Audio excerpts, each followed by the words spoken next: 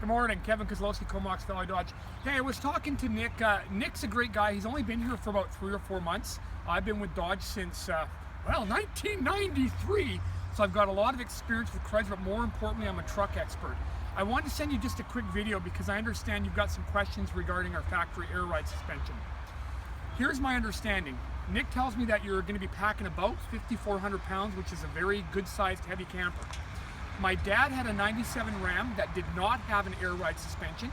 He put an aftermarket Firestone airbag in there. His new 16 truck does have an air ride suspension. So I wanted to give you a bit of personal information about both. Here's what we've experienced with the air ride suspension. The one thing my dad likes about it is when you load the truck, especially your camper, it's going to squat down. The air ride is going to bring it back up to regular ride height. The advantage of that, of course, the truck sits nice and level and your headlights are going the way they are. The drawback he's finding with that is it's lifting up the back end of his truck, which it's supposed to do, but his truck is that much taller. So he's having a hard time getting in and out. He's got to buy a bigger ladder, so he's got 4 or 5 rungs versus just 3. Please keep that in mind. If you're towing a trailer as well, it's good because it lifts it back up. The drawback of that is it changes the angle and it's hard to get the hitch set right because the suspension keeps rising.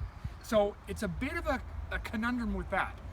His previous experience on his 97, his camper weighs about 3,300 pounds. He had a regular a quad cab 4x4 long box, not a dually. So he was in an overload position. What he found is by putting the Firestone airbags in and putting 30 or 40 pounds, the truck sat really tall, but he did find it was wobbling a little bit, and the other problem he found with it is it didn't feel comfortable to drive. So he took the airbags and dropped it down to 5 pounds just to keep it off the overload so it was quieter, and he found it handled way better. The other concern I have with you, if you've got a camper with a slide out, which you probably do at that weight, one side of the camper is going to weigh more than another.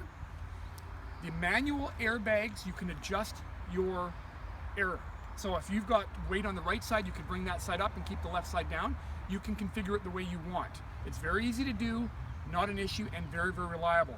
The other issue I've heard from the north, and this goes back to Dodge Ram trucks and period.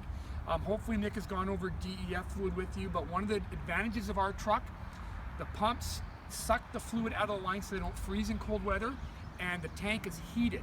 So we don't have any issues there. Same with the air ride suspension. I've heard from guys that are up north, there is air obviously in the lines on the factory air ride suspension. There's moisture, it freezes. It's causing problems with lines disconnecting and blowing. Keep that in mind. It may be an issue, it may not, but it's my job to make sure you know all the pros and cons. Based on what Nick has told me about your truck, I'm thinking that you should look at going regular suspension, put the airbags in, that way you've got more control, and when you're not using the truck for camping, let the air out and you've got a regular ride, much more comfortable, good ride height. If you have any questions, give Nick a call or feel free to call me. I'll help you in any way that I can. Thanks for your time. Have a great day.